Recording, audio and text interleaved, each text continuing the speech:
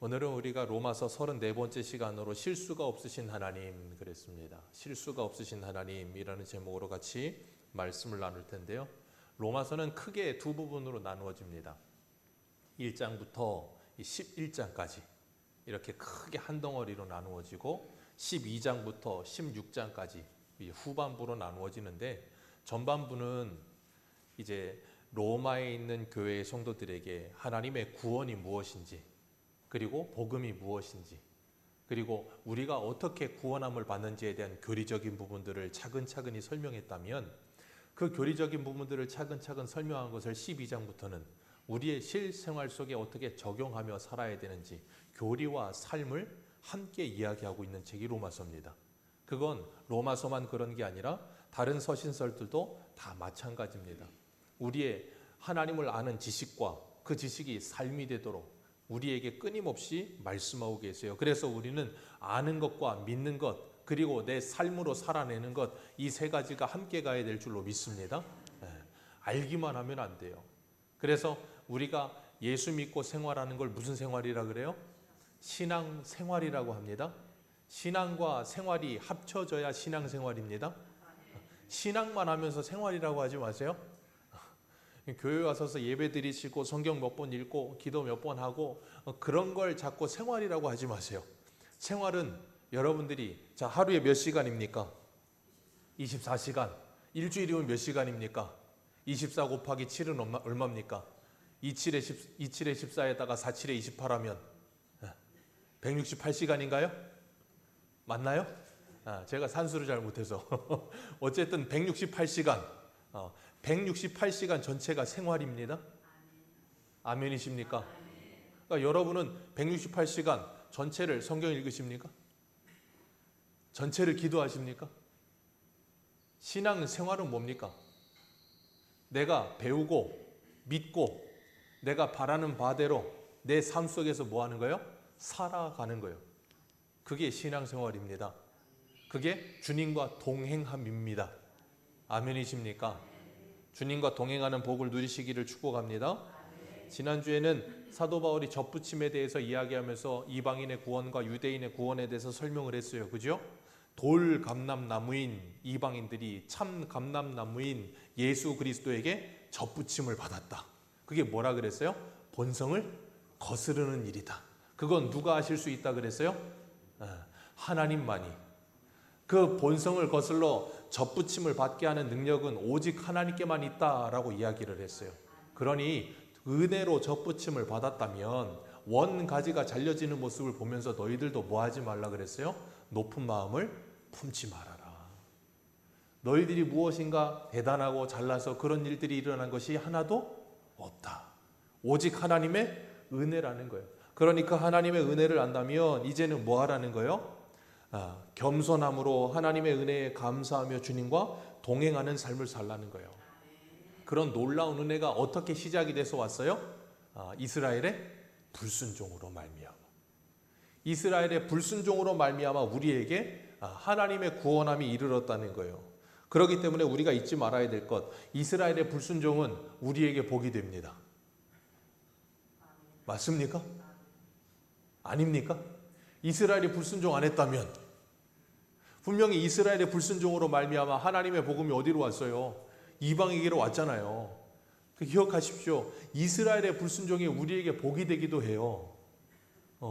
그걸 생각하셔야 되는 거예요. 다른 사람의 불순종이 내게 복이 되기도 합니다. 어떤 사람이 무엇인가 할 수 있는 기회가 왔는데 그걸 거부한단 말이에요. 불순종한다면 그러면 그건 어떻게 되겠어요? 다음 사람에게 가요. 우리가 흔히 영화 같은 거 볼 때 이제 배우들을 캐스팅할 때 보면 원래 작가가 쓴 배우에 딱 정해놓은 배우가 있어요. 근데 저 배우가 그 캐스팅을 노 하면 어떻게 돼요? 다음 타자에게 가는 거예요. 그래가지고 다음 타자가 그거 캐스팅돼서 영화가 잘 된 것들이 엄청 많대요. 그래서 원래 캐스팅 되려고 했던 사람들이 후회를 많이 하는 사람들이 많대잖아요. 이스라엘 백성들이 그런 거예요. 하나님의 캐스팅을 받았어. 근데 뭐 했다고요? 노 했어요. 그러니까 어떻게 돼요? 그게 다음 타자에게 간 거예요. 다음 타자 그래서 우리에게까지 온 거예요. 그러니까 하나님의 놀라운 은혜를 우리가 받은 거예요. 그렇기 때문에 우리가 잊지 말아야 될 건 뭐냐면 하나님의 일하심을 보면 참 신비한 거예요. 이스라엘이 노해서 그것이 우리에게 왔는데 그것이 누구의 계획이었어요? 하나님의 계획이요. 그러니까 인간의 불순종, 인간이 하나님을 대적함이 절대 하나님의 계획을 흐트러뜨리거나 하나님의 계획을 실패하게 만들 수가 없습니다. 아멘이십니까? 그래서 사도행전에 우리가 새벽마다 하고 있지만 베드로 요한이 공회에 잡혀갔다가 그들이 백성들이 무서워서 어떻게 하지 못하고 위협해가지고 예수의 이름 전하지 말라 겁주고 난다 풀어주고 나니까 베드로 요한이 풀려나서 함께 있는 사람들 형제들에게 자신들의 자초지경을 이야기하고 하나님께 기도하고 그 다음에 그 상황을 설명하는데 뭐라 그랬어요? 시편 2편의 말씀을 들어서 이야기하잖아요. 하나님과 그 기름 부음 받은 자들을 세상의 군왕들이 모여서 함께 대적한다. 그런데 하나님께서 위에서 보시고 뭐 하신다? 웃으시며 비웃으시리로다. 예수 그리스도를 죽이기 위해 헤롯과 빌라도가 친구가 됐고 이방인들과 그리고 유대인들이 다 합세하였지만 그 모든 건 하나님의 권능과 하나님의 뜻을 이루는 일이 되더라.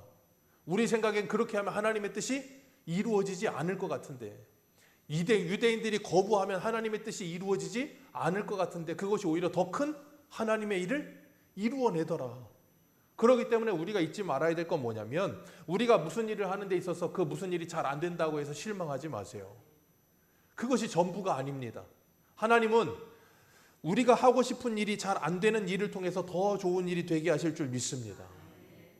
그게 하나님의 놀라우신 은혜예요. 그래서 오늘 사도 바울이 25절 같이 읽습니다. 시작. 형제들아 너희가 스스로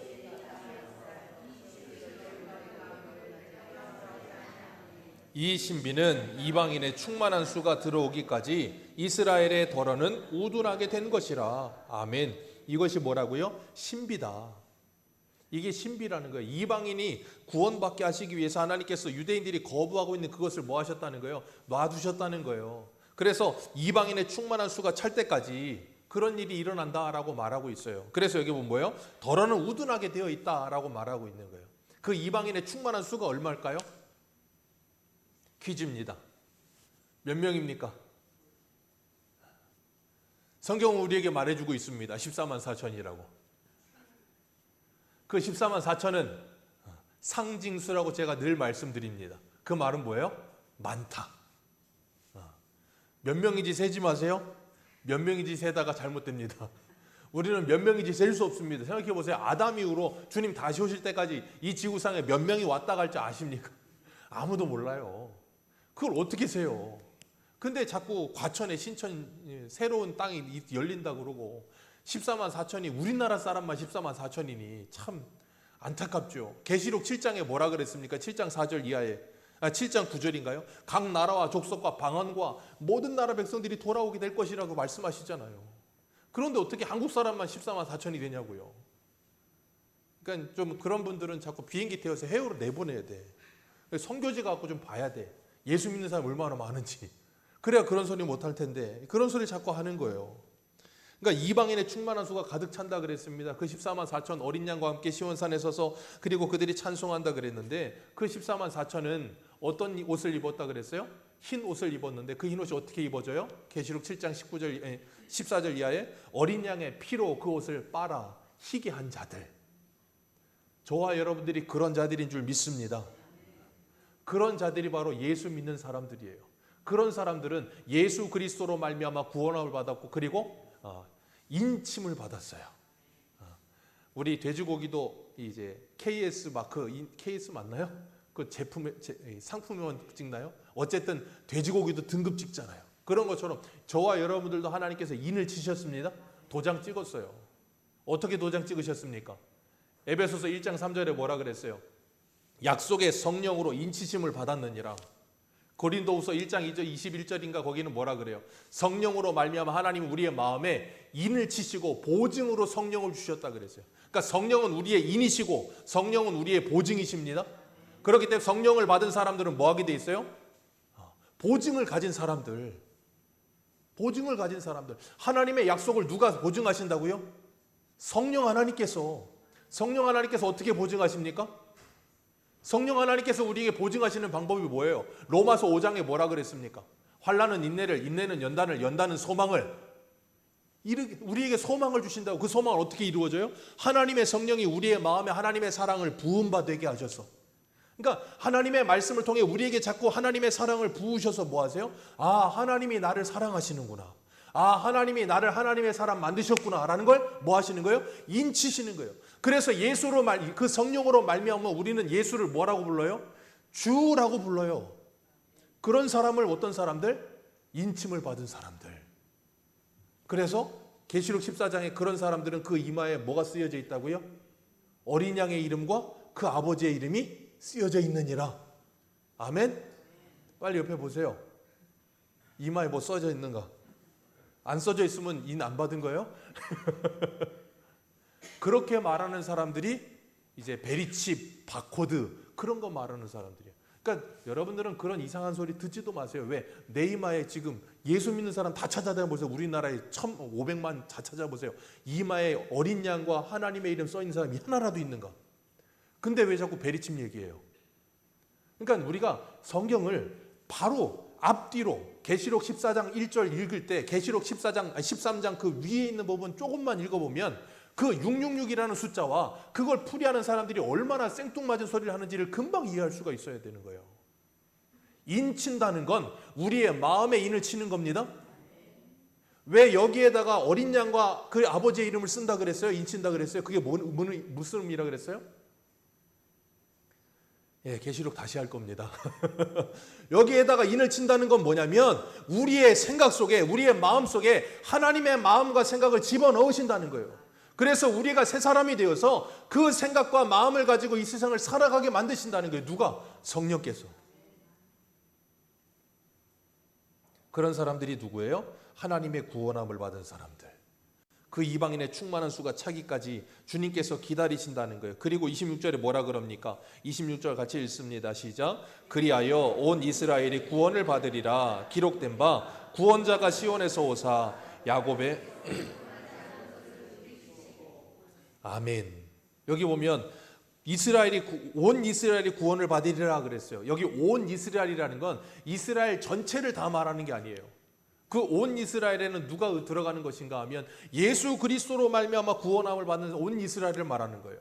그래서 이 시온에서 구원자가 야곱에게 이르게 될 것이다. 이사야 59장 말씀을 인용해서 말씀하시는데 구원자가 시온에서부터 와서 뭐 하게 되는가 하면 그들의 죄가를 떠나게 하는 자들 그들을 구원하시리라 그렇게 말하는 거예요. 죄를 떠나가게 하는 자들을 구원하시리라 그렇게 말씀하셨어요. 구원자가 오셔서 그 일을 하신다는 거예요. 그리고 나면 죄 없이 할 그때에 무엇이 이루어져요? 내 언약이 이루어지리라. 그것이 이것이라. 그것이 뭔데요? 예수 그리스도께서 오셔서 십자가에 죽으시고 부활하심으로 우리의 죄를 용서하신 거예요. 죄의 값을 다 지불하신 거예요. 그게 뭐라고요? 하나님의 언약이 이루어진 것이 이것이라. 그것이 뭐라고요? 하나님의 신비라. 그 예수를 믿는 사람만이 구원함을 받는 것 그게 뭐라고요? 신비. 그게 신비예요. 다른 게 신비가 아닙니다. 왜요? 이렇게 매일같이 설교하고 있고 유튜브만 틀어도 매일같이 설교가 나오고 있고 서점에 가도 한강씨께서 쓰신 채식주의자 뭐 그거보다도 더 유명한 베스트셀러가 여기 있는데 이거 얼마입니까? 얼마인지 모르겠어요. 한 3만 원 주면 살 수 있는 이 성경책 사서 영어 배울 필요 없이 한글로 써 있어서 친절하게 누구든지 한글만 하면 다 읽을 수 있는 이 성경책 이걸 읽고도 믿지 않는 자 이걸 읽는데도 안 믿어져. 설교를 듣는데도 안 믿어져. 그게 뭐라고요? 신비요.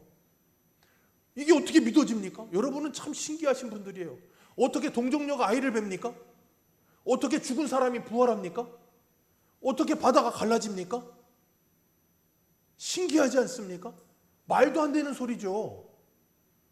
그 말도 안 되는 일을 말되게 하시는 분이 누구라고요? 하나님이요. 우리는 그 신비를 믿는 거예요. 내가 믿고 싶어 믿었습니까? 그냥 믿어진 거예요. 그걸 뭐라고 그래요? 불가항력적 은혜라고 하는 거예요. 그냥 있는데 그냥 말씀이 뚫고 들어와서 나를 믿게 만들어버리는 거예요. 그냥. 그게 하나님의 은혜예요. 그게 뭐라고요? 하나님의 언약이 이렇게 이루어지는 거예요. 그렇기 때문에 28절에 뭐라 그러냐면 복음으로 하면 그들이 너희로 말미암아 뭐가 된 자요?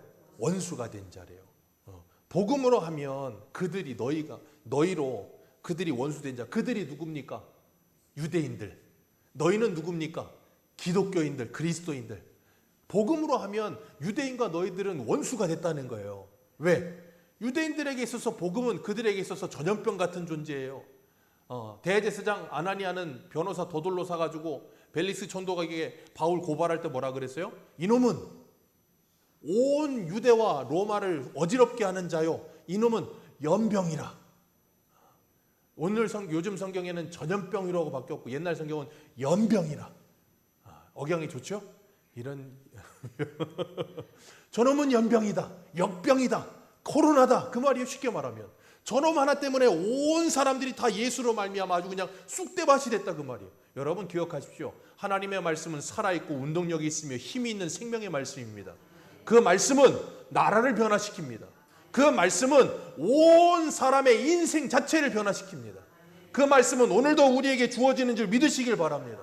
그 말씀을 믿는 자, 그 안에서 말씀이 역사하기 시작하며 새 사람이 되는 거예요. 그런 역사가 바로 신비예요.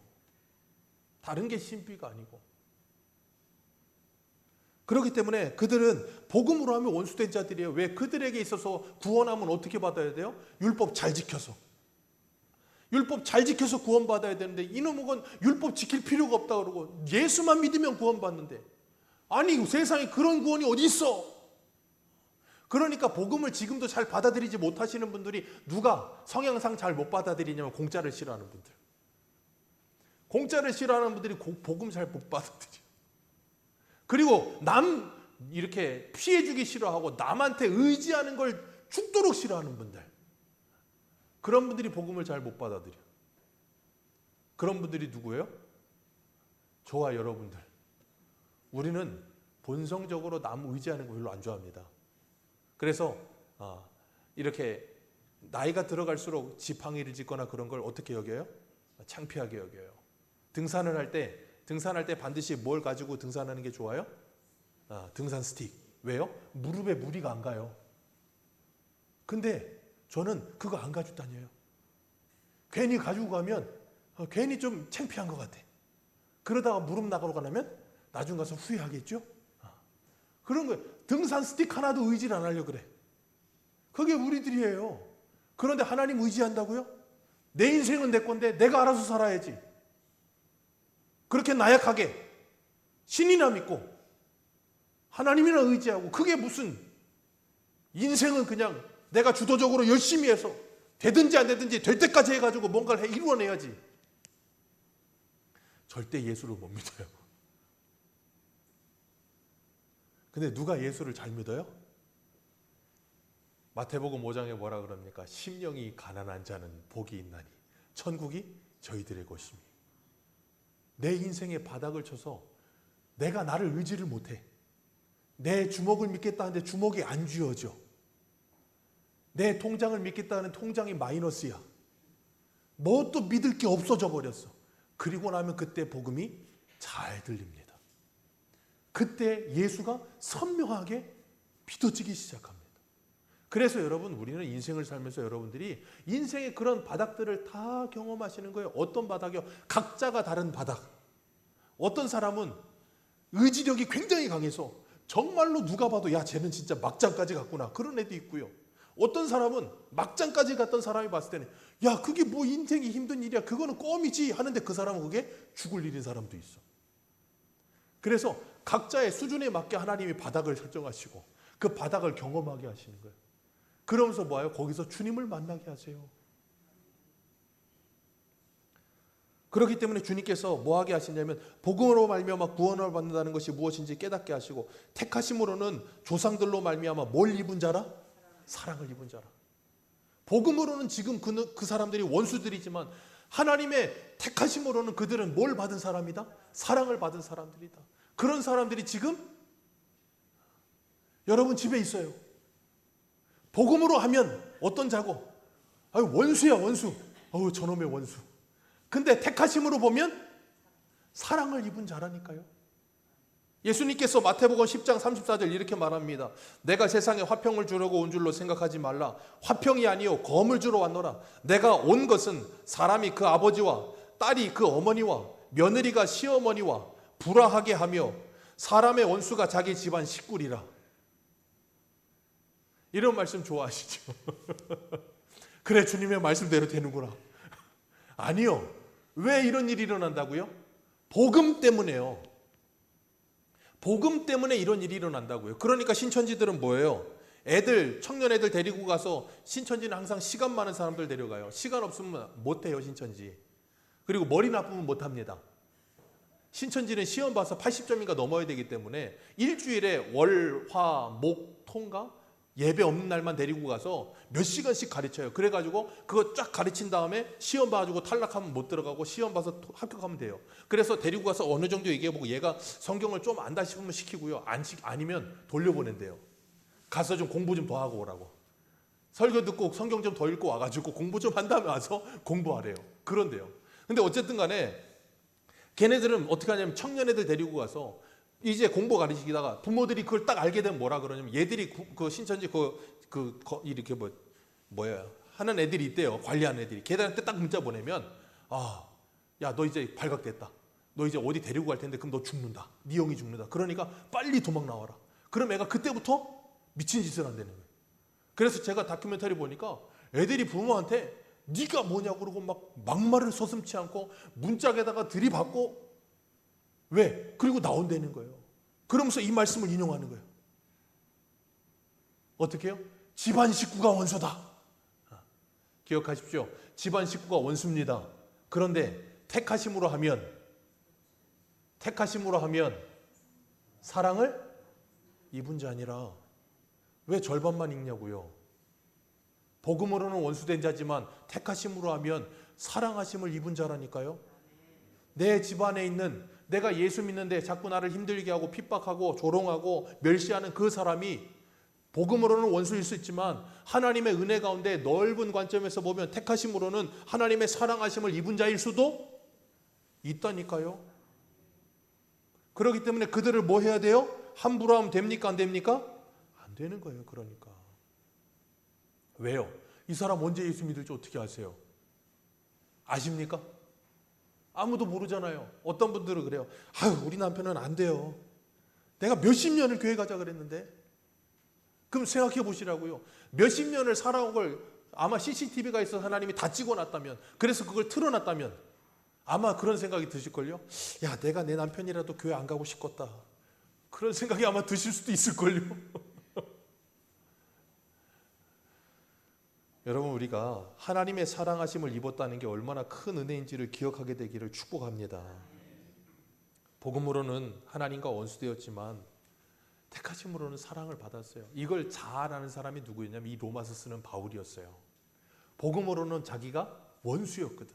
그래서 그리스도인들 잡아 죽이겠다고 해외 원정까지 가던 사람. 다메섹까지 해외 원정까지 가요. 그러다 예수를 만나고 나서 보니까 뭐예요? 하나님의 사랑하심을 입은 사람이 돼버렸어.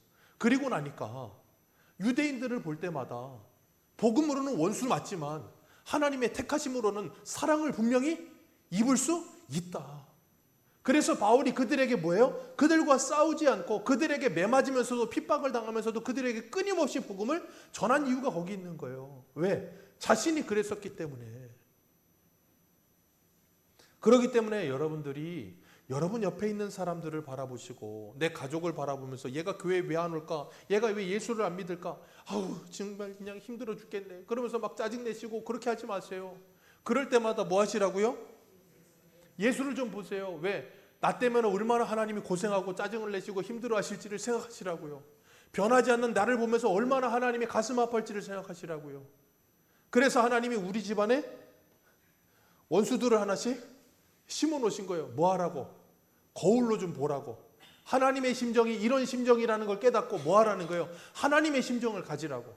그리고 나면 그들을 뭐 하지 않아요? 함부로 하지 않아요. 그리고 나면 긍휼히 여기는 마음이 생기는 거예요. 그게 어떻게 가능해요? 우리 23절, 24절 같이 한번 읽습니다. 지난주에 했던 23절, 24절입니다. 같이 읽습니다. 시작.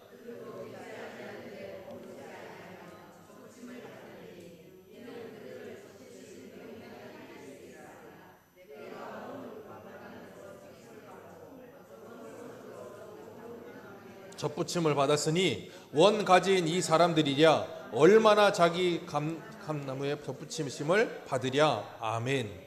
접붙이실 능력이 누구에게 있다고요? 하나님께 있습니다. 본성을 거스르게 할 능력도 누구에게 있습니까? 하나님께 있습니다. 나에게 없습니다. 그래서 여러분들이 안 되신 거예요. 왜? 내가 하려니까 안 되는 거예요. 누구에게 맡기셔야 돼요? 하나님께 맡기셔야 돼요. 하나님께 맡기셨으면 뭐 하셔야 돼요? 하나님의 타이밍을 기다리셔야 되는 거예요. 내 시간을 기다리지 마시고 하나님의 시간을 기다리세요. 그리고 뭐 하셔야 돼요? 기도하셔야 되는 거예요. 하나님이 언제 어느 때 어떻게 얘를 변화시키실지 몰라요. 우리는 자꾸 조급증을 내면서 내 입장에서 자꾸 생각을 하니까 안 돼라고 자꾸 이야기한다고요. 안 되는 일은 없습니다. 능력은 누구에게 있습니까? 하나님께 있습니다. 여러분에게 없습니다. 생각해 보세요. 나도 하나 못 바꾸잖아요. 나를 잘 바꾸십니까? 나도 하나를 잘 못 바꾸는데 어떻게 내 옆에 있는 사람을 바꿔요? 그래서 29절에 바울이 이렇게 결정타를 날려요. 뭐라 그래요? 하나님의 은사와 부르심에는 뭐가 없다고요? 후회하심이 없느니라. 이 후회하심이 없다는 말은 뭐냐면 철회하심이 없다 그 말이에요. 전문 용어로 하면 낙장불입입니다. 낙장불입이에요. 하나님이 한번 내셨으면 뭐라고요? 끝입니다. 다시 걷어들이지 않으세요. 아니 화투패에서도 낙장불입인데 하나님이 우리를 찍었는데 어떻게 하나님이 그걸 포기하시냐고요.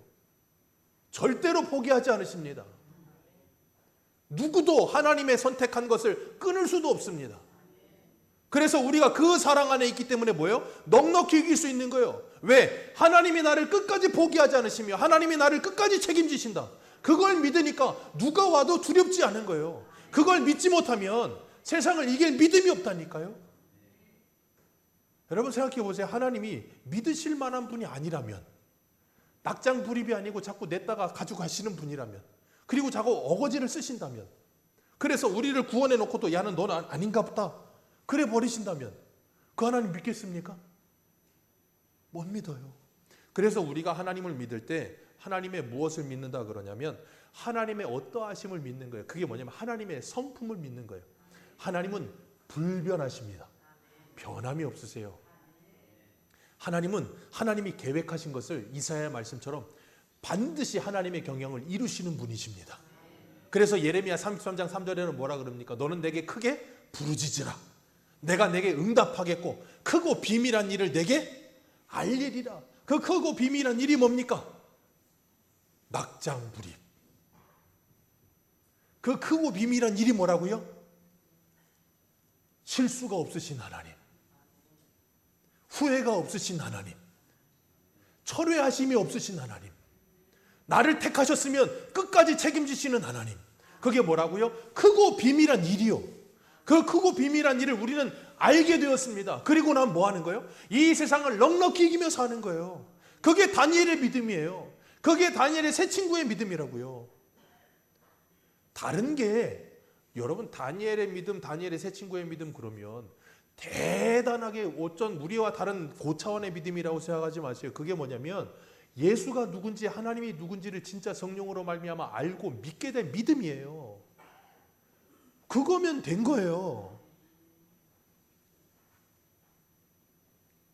그래서 민수기에 보면 민수기 23장 19절에 하나님은 사람이 아니시니 거짓말하지 않으시고 인생이 아니시니 후회하지 아니하시도다. 어찌 그 말씀하신 바를 행하지 아니하시며 하신 말씀을 실행하지 아니하시랴. 성경을 보면 하나님이 후회하셨다는 표현이 가끔 나옵니다. 창세기에도 노아 홍수 때 하나님 사람 지으시면 후회하셨다. 사울 때도 이제 사울하고 있는데 하나님이 재택하신 걸 후회하셨다. 여러분 기억하세요. 그건 우리처럼 우리가 저럴 줄 몰랐는데 택했는데 이건 아닌가벼 그러고 후회했다는 말이 아니에요. 이게 신인 동료 어려운 말 쓰려니까 하지 말래요. 이게 뭐냐면 쉽게 말하면 우리한테 이해하기 쉽게 하려고 그렇게 써놓으신 거예요. 그러지 않으면 우리가 잘 이해를 못하니까 하나님이 너희들 이거 이해해라 그러시고 후회하셨다라고 말하는 거예요. 생각해 보세요. 하나님이 전능하신데 전능하신 하나님이 뭔가를 해놓으시고 얘들이 이렇게 했네, 그러니까 내 계획이 틀어졌네. 그러니까 다시 계획을 세워야겠다. 그러면 그게 전능이에요? 아니잖아요. 그러니까 하나님께서 모든 것을 하나님의 계획 속에 두시고 뭐하고 계시는 거예요 지금? 움직여가고 계신다니까요. 그러니까 아브라함을 하나님이 처음 부르셨을 때부터, 이삭을 부르셨을 때부터, 그리고 요셉을 부르셨을 때부터, 야곱을 부르셨을 때부터 그 끝까지 하나님은 뭐하고 계세요? 끝까지 하나님은 뭐하고 계세요? 계획을 가지고 계시다니까. 여러분, 사람도 집 지을 때 처음 집 지으려고 터를 닦기도 전부터 뭘 만들어요? 설계도. 그 설계도 완성된 설계도입니다. 완성된 설계도 아니면 준공 안 떨어지죠, 최상한 한수 집사님. 네. 완성된 설계도 없으면 준공 안 해줘요. 완성된 설계도를 갖다 놓고 나 이렇게 짓겠다라고 말을 하고, 그리고 중간에 짓다가 그렇게 됐을 때 집 다 지어놓고 뭘 합니까? 준공 받잖아요. 준공 받을 때 공무원 나와가지고 다 재잖아요. 재가지고 이거 아니면 어떻게 해요? 준공 안 해줘. 그럼 거기 사람 못 살아요. 아니, 사람이 짓는 집도 처음 계획한 대로 안 지어지면 불합격 그러는데, 하나님이 계획하시고 하나님이 하시는 일을 어떻게 하나님이 그대로 안 이루시겠냐고요. 그래서 에베소 1장에 뭐라 그랬어요? 창세 전에 그리스도 예수 안에서 저와 여러분을 택하셨습니다. 그리고 그 택하심은 후회하심이 없습니다. 우리는 후회해. 후회를 많이 해. 내가 예수 믿지 말 걸 그냥. 내가 예수 믿어가지고 그냥 저거 그냥 한 주먹거리인데 저거. 내가 입만 열면 저거 그냥 불을 뿜어서 그냥 불살라 버릴 수 있는데 예수 믿어가지고 후회를 가끔 해. 하나님은 후회를 안 하세요. 절대 후회를 안 하세요.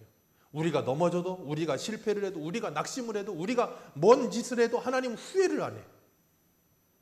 철회를 안 해. 여러분 생각해 보세요. 사람 육적인 부모도요, 자기 자식을 끝까지 책임집니다. 육적 부모도 자기 자식을 끝까지 책임져요. 이현남 권사님 뒤에 따님이시죠? 네, 닮으셨어요. 따님이 이제 첫째 따님이세요? 이제 그러면 사위분이 군인이시고, 이제 어디로 가실지 모르는 가운데 기도를 부탁하셨는데, 어디예요? 백령도.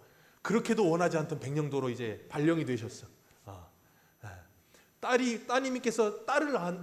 따님께서 손주를 낳았는데도 우리 이현남 권사님은 내 자식의 자식을 키우겠다고 거기까지 가시기도 하시고 기도를 하세요. 왜? 백령도 가면 내가 못 가는데, 거기 병원도 잘 없고 오고 가는 것도 힘든데 기도 부탁을 하셨더라고. 근데 백령도로 발령이 딱 나버렸네. 평생을 딸을 키웠고 이제는 그 딸의 자식까지 지금 케어를 하고 있고, 나중에 아마 그 아이가 크고 나면 그 아이가 결혼하는 것까지 보고 싶을걸요. 여기 권사님은 젊으시니까 보시겠죠. 우리 언로 목사님은 하영이가 결혼하는 것까지 보시겠대. 이제 백수를 누리셔야 돼. 왜 그래요? 내 새끼라서, 내 자식이라서. 걔가 사고를 치든 걔가 뭘 하든 걔가 무슨 짓을 하든 내 새끼니까 책임을 져야 돼. 근데 하나님께서 저와 여러분을 책임 안 지신다고요? 그럼 그런 하나님을 왜 믿어요?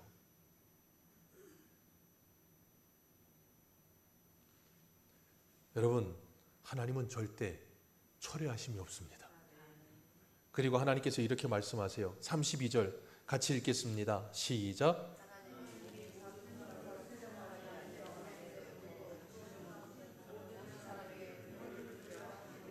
아멘. 여기 보면 어떤 사람이요? 모든 사람.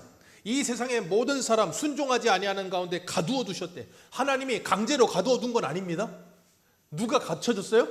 자기들 스스로 갇혔어. 거기 순종하지 않는데 갇혀버렸어. 누구 때부터? 아담 때부터. 누가 와서, 사단이 와서 거짓말했는데 그 거짓말에 속아가지고 하나님 말씀 듣지 않고 사단의 말에 따라서 그거 먹는 바람에 그때부터 갇혀버렸어. 그래서 유대인들은 율법에 갇혀버렸고 이방인들은 자기들의 생각과 철학과 자기 고집에 갇혀버렸고 모든 것에 갇혀버렸어. 그래서 뭐 하잖아요? 하나님의 뜻에 순종하지 않아. 하나님의 말씀에 순종하지 않아. 하나님이 길을 열어주신 유일한 길이신 예수 그리스도를 믿지를 않아. 거기에 갇혀있다고요. 왜 가둬두셨다고요?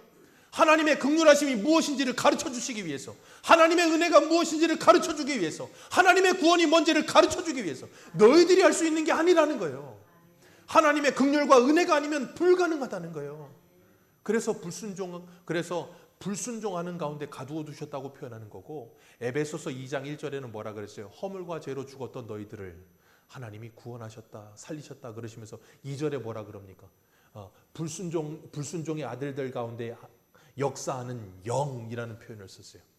불순종의 아들들 가운데 역사하는 영이 누굽니까? 사단이요. 그 사단이 하는 일이 뭔가 한 군데 보겠습니다. 고린도후서 4장을 한번 보세요. 고린도후서 4장.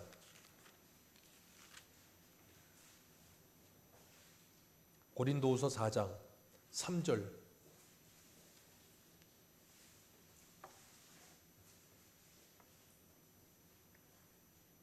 고린도후서 4장 3절입니다. 같이 읽겠습니다. 시작. 만일 우리의 복음이 가리었으면 망하는 자들에게 가리었던 것이요 그 중에 이 세상의 신이 믿지 아니하는 자들을 마음을 혼미하게 하여 그리스도의 영광의 복음의 광채가 비치지 못하게 함이니 그리스도는 하나님의 형상이니라. 아멘. 여기 보면 세상의 신이 누구예요? 불순종의 아들들 가운데 역사하는 영인 사단, 그들이 믿지 아니하는 자들의 마음을 어떻게 한다고요? 혼미하게 한다고요. 어떻게 혼미하게 합니까? 그리스도의 광채가 비치지 못하도록. 그러니까 혼미한다는 게 뭐냐면 혼돈한다 그 말이 쉽게 말하면. 왜 그래요? 빛이 없으니까, 어두움이니까, 앞이 안 보이니까 그렇게 만들어버린다고 누가, 사단이. 그래서 이 세상은 지금 그 공중의 권세 잡은 이 사단이 역사하면서 사람들의 마음과 눈과 귀를 가려버린 거예요. 그래서 누가 안 보여요? 예수 그리스도가 안 보여요. 그분은 누군데? 하나님의 형체. 그러니까 예수 그리스도를 통해 하나님을 봐야 되는데 보지 못하도록 가려버린 거예요. 그래서 아무도 보지 못한다고. 그래서 뭐라 그래요? 5절 같이 읽습니다. 시작. 오직 그리스도 예수의 주되신 것과 또 예수를 위하여 우리가 너희의 종된 것을 전파함이라. 6절 시작.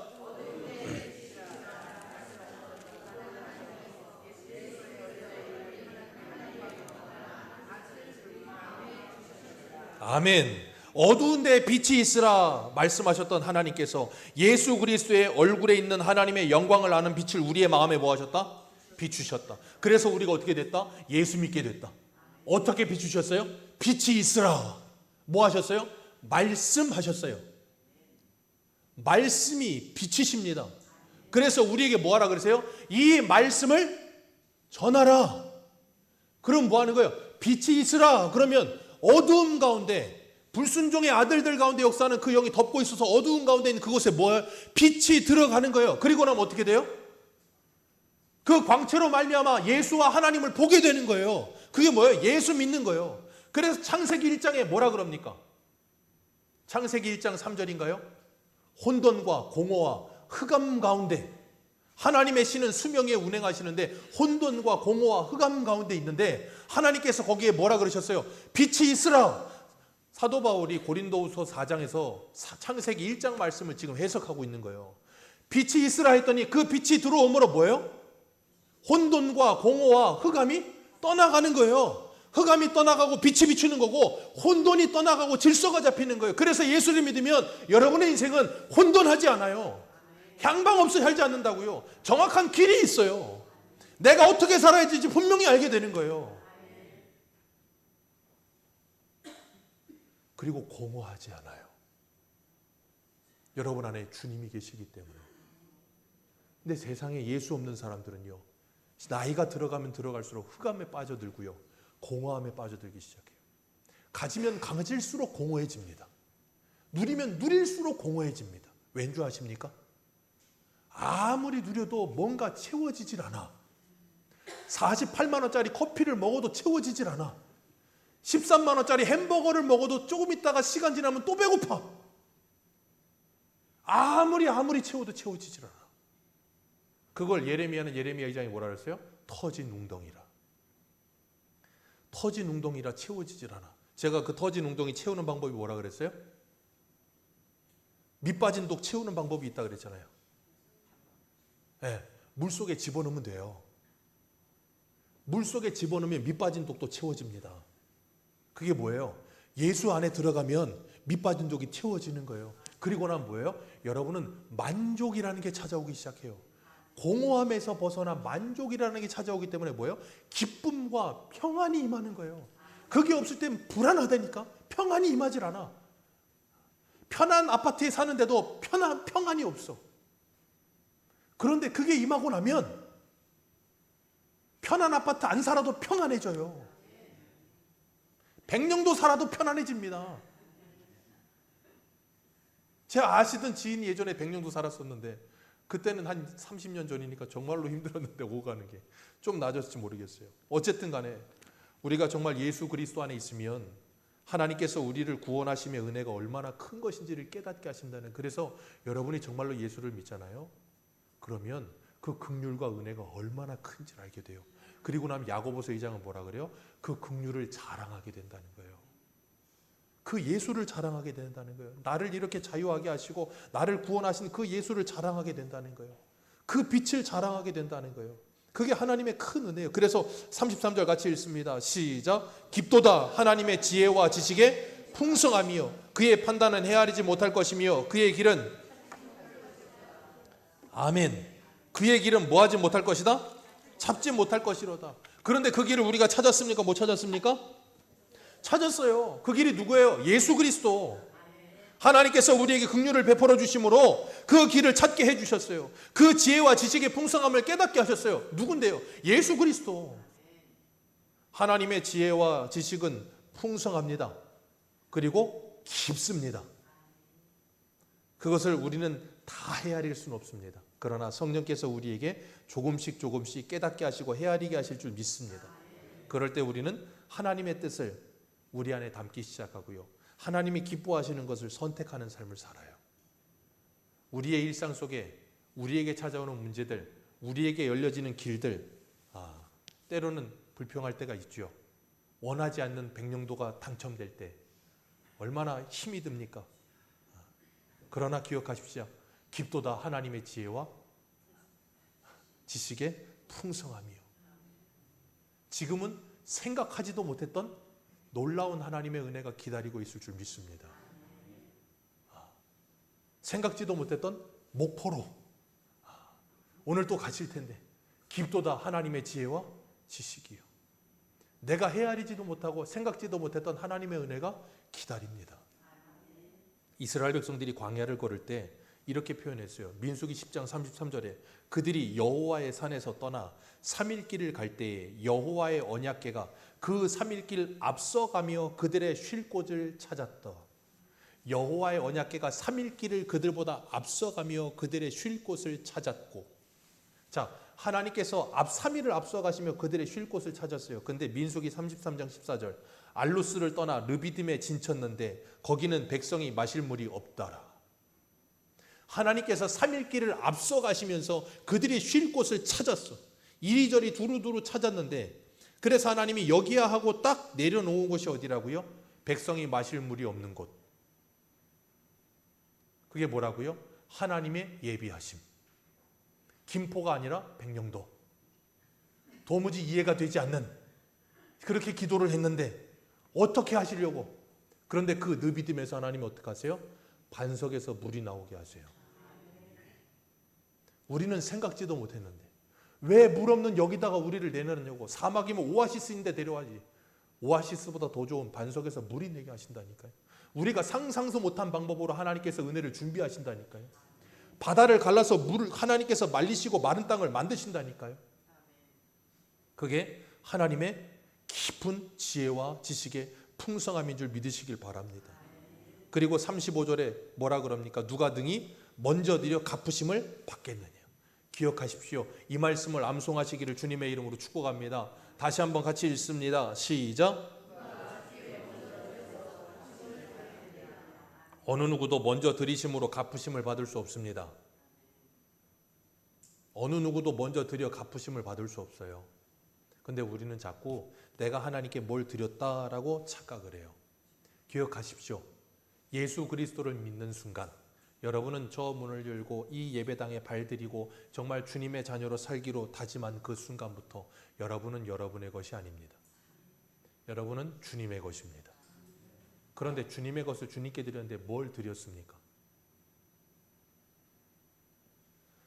주님의 것을 주님께 드렸어요. 그래서 바울이 36절에 이렇게 결론을 냅니다. 같이 읽습니다. 시작.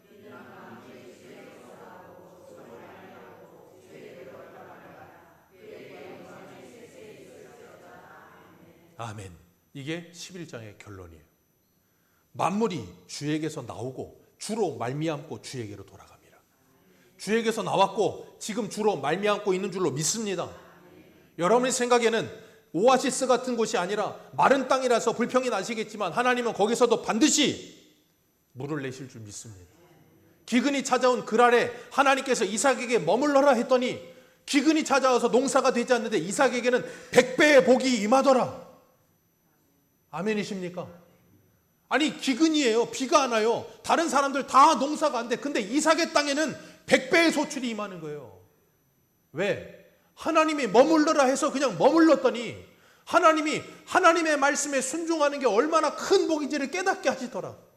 그걸 깨닫지 못했는데도 우리는 그걸 다 헤아릴 수도 없는데도 하나님께서 하라고 하시는 것이 아닌 것처럼 생각이 들 때에도 그냥 하나님이 내게 오늘 하루를 주신 줄 알고 하나님이 내게 이 사람을 만나게 하신 줄 알고 하나님이 나에게 이 예배를 드리게 하신 줄 알고 그 자리에서 그냥 충성했더니 그 일상 속에 주님과 동행하는 삶을 통해 살아갔더니 하나님께서 우리에게 복을 주시더라. 그 복이 뭡니까? 그 복이 뭡니까? 여러분이 하나님의 말씀에 순종하여 일상을 살아낼 수 있게 된 것이요. 그게 복이에요. 왜? 하나님의 자녀답게 살게 되셨잖아요. 그게 신비예요. 본성을 거스를 수 없는 내가 본성을 거슬러 주의 말씀에 순종하게 되어졌잖아요. 그렇기 때문에 하나님께서 하나님의 지혜의 풍성함을 따라 우리를 구원하시고 하나님께서 아직 내 가족 가운데 원수가 있게 하시고 내 주변에 원수가 있게 하실 때 기억하십시오. 하나님의 택하심 속에는 사랑받고 있을 거야. 하나님 제발 저를 구원하여 주옵소서. 저 영혼 불쌍히 여겨 주옵소서. 하나님 긍휼히 여겨 주시고 불쌍히 여겨 주시고 사랑해 주옵소서라고 기도하시고 여기까지만 듣지 마시고 기도하시고 여러분이 그 기도에 응답이 되시기를 축복합니다. 기도만 하지 마시고 기도하셨다면 그 기도의 응답이 여러분이 되시길 바라요. 그래서 그를 긍휼히 여겨 주시고 그를 사랑해 주시고 그를 섬겨 주세요. 누가 하신 것처럼 주님이 하신 것처럼. 그래서 바울이 뭐라 그래요? 사람에게 하듯 하지 말고 죽게 하듯 하라. 그게 뭐예요? 기도의 응답이요. 그럴 때 사람은 변합니다. 그럴 때 사람은 변합니다. 우리가 정말 하나님께서 우리에게 주신 하나님의 말씀을 붙들고 실수가 없으신 하나님, 실패가 없으신 하나님, 그 하나님께서 우리를 택하셨다면 내 길을 가면서도 내가 나를 볼 때 실망이 되고 실수가 많지만 그래도 하나님은 후회하지 않으신다. 하나님은 나를 사랑하신다. 그리고 하나님께서는 이 모든 것을 합력하여 내게 선을 이루어 주실 것이다. 그 믿음을 가지고 이 믿음의 자리에서 승리하시는 저와 여러분들 되시기를 축복합니다. 기도하겠습니다.